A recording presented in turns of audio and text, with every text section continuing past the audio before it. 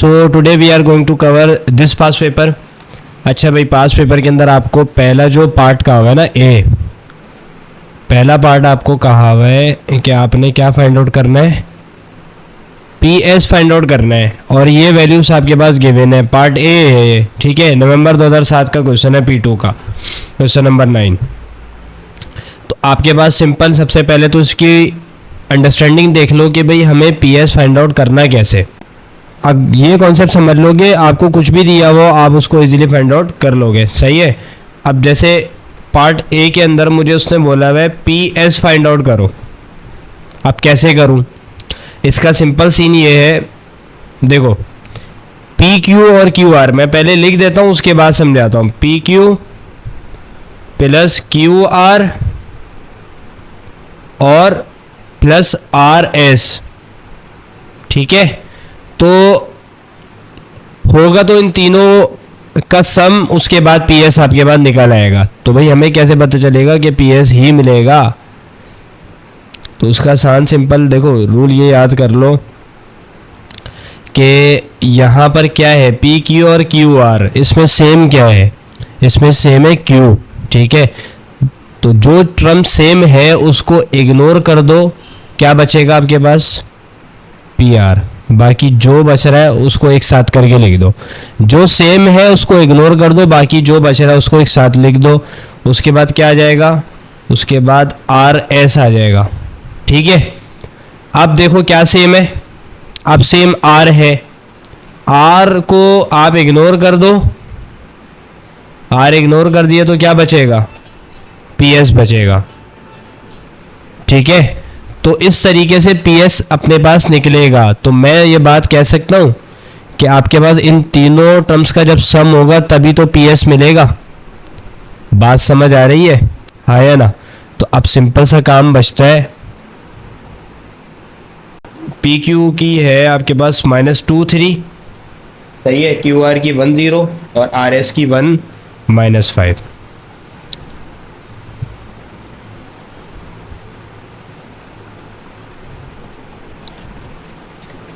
-2 3 हो गई इसकी, ठीक है, इसकी 1 0 है,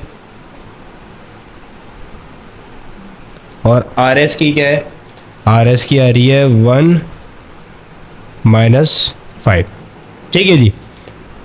अब सिंपल है, इसको सम कर लो और कोई मसले वाली बात नहीं है। -2 + 1 और +1 क्या हो जाएगा, 0, ठीक है। और आपके पास 3 और -5 आपके पास हो जाएगा -2, ठीक है। ये क्या आ जाएगा, ये आपके पास आ जाएगी पी एस की वैल्यू, सही है। सो this is the required answer of this part. तो सेकंड पार्ट आपके पास क्या कह रहा है, बी क्या कह रहा है आपसे इसमें, देखो भाई बी के अंदर कह रहा है कि इस डायग्राम के अंदर ए बी क्या है, ए बी तो आपके पास क्या है, ये पूरा कंप्लीट ए बी आपके पास है 2b, ठीक है। और ए से लेकर डी तक का फासला पूरा आपके पास क्या कह रहा है, 3 है। और डी एफ आपके पास क्या है, ये डी एफ है b - a। अब E is the mid point of A B, E mid point हो गया बी ए बी का, ठीक है। और मिड पॉइंट का मतलब क्या हो जाएगा, जैसे यहाँ 2b है, अब क्या हो जाएगा b और b में ब्रेक हो जाएगा, a से लेकर e b हो जाएगा, और e से लेकर b भी क्या हो जाएगा b, ठीक है। कंप्लीटली आपके पास 2b है। और क्या कह रहा है, f is the mid point of D C, f आपके पास क्या मिड पॉइंट है किसका, डी सी का। तो आपके पास f से लेकर c भी क्या हो जाएगा भाई, b - a। अच्छा, एरो आप अपने इधर लगा लेते, ए से लेकर डी इस डायरेक्शन में, ए से लेकर बी था तो इस डायरेक्शन में, और डी से लेकर सी इस डायरेक्शन में, ठीक है भाई। तो आपने क्या करना है, सारी चीज़ हमने मेंशन कर दी है। सबसे पहला काम क्या कह रहा है, कह रहा है कि आपके पास पहले पार्ट के अंदर जो ए क्वेश्चन है वो ई ए फाइंड आउट करके दो, ठीक है। तो कोई मसला नहीं,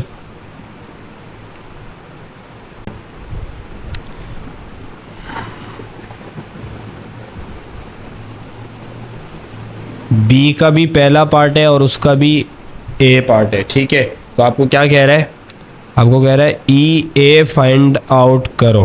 तो ई ए कैसे निकलेगा, पहले तो ये देखो ई ए सिंपल है, ए से लेकर हम बी की साइड जा रहे हैं ना, तो ई ए अपोजिट हो जाएगा। तो आपके पास सिंपल क्या हो जाएगा, ए से लेकर बी टू बी था और उसने क्या कह दिया था, ई आपके पास मिड पॉइंट है, तो टू बी ब्रेक हो जाएगा बी और बी के अंदर। तो ई से ए जब आओगे तो माइनस बी हो जाएगा, सही है भाई।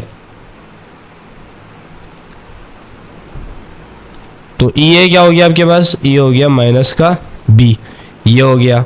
अब दूसरी चीज़ क्या कह रहा है, पार्ट बी का ही पहले पार्ट का अब क्वेश्चन बी करो, उसमें देखो डीसी करना है, ठीक है।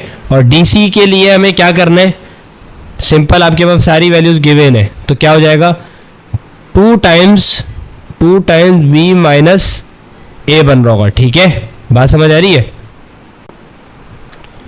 डी से सी बन रहा होगा टू टाइम्स बी माइनस ए, सही है। अब बी का पहले पार्ट का क्वेश्चन सी करते हैं, तो उसमें क्या फाइंड आउट करना है, उसमें ई एफ करना है, ई से लेकर एफ। हाँ देखो ई से लेकर एफ नोन नहीं है, ऐसा ही है, ई से लेकर एफ नोन नहीं है, तो हमें क्या करना पड़ेगा, हमें ई ए जाना पड़ेगा, उसके बाद ए से डी जाना पड़ेगा।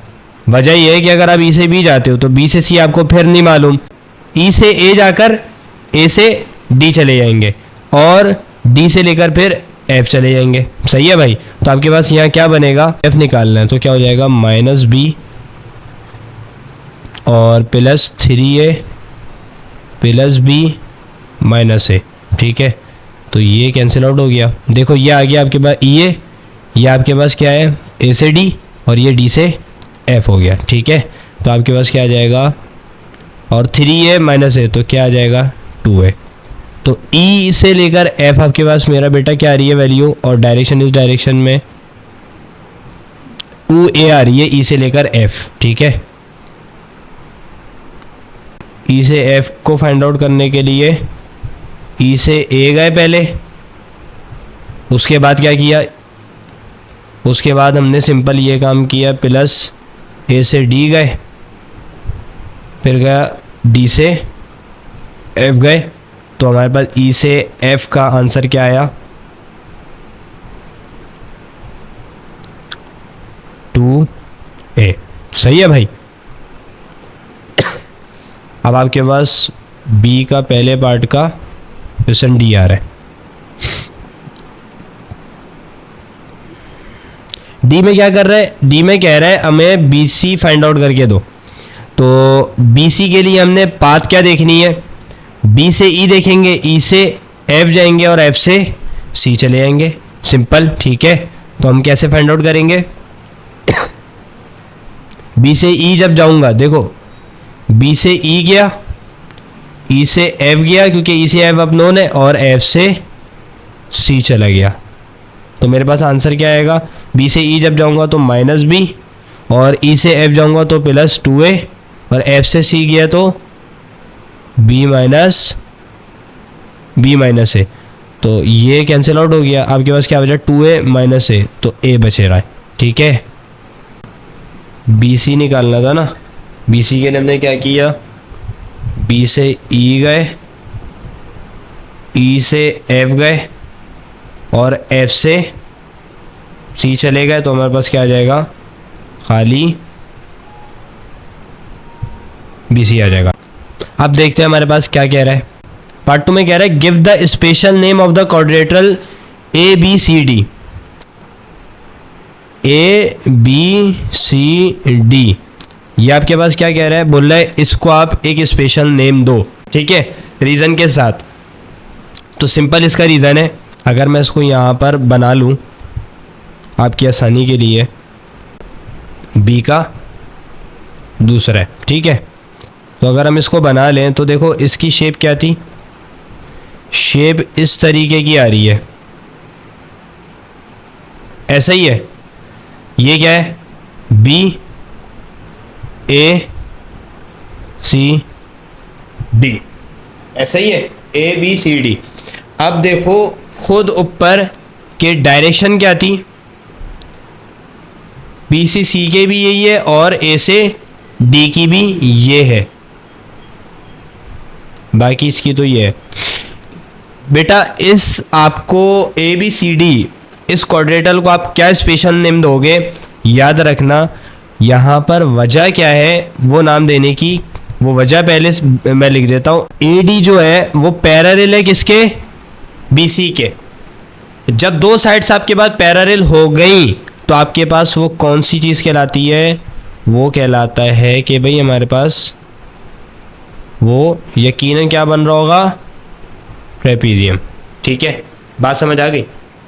ए बी सी डी आपके पास क्या कहलाएगा, ट्रेपीजियम कहलाएगा ए बी सी डी। वजह क्या है, ए डी पैरेलल है बी सी के, दोनों की डायरेक्शन देख लो, मैग्नीट्यूड भले डिफरेंट हो लेकिन डायरेक्शन सेम है, इट मीन्स आपके पास ये दोनों पैरेलल है तो ट्रेपीजियम हो गया। ठीक है भाई, लास्ट पार्ट आपके पास क्या है, लास्ट पार्ट में आपको क्या कह रहा है,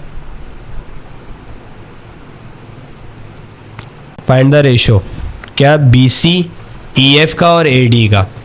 सिंपल है, या खुद देख लो क्या रेशो बनना चाहिए। बी से सी क्या आया था, ए आया था। ठीक है, तो बी सी का ए है, ई एफ का 2a है, ए डी का 3a आ गया, कोई मसले की बात नहीं है।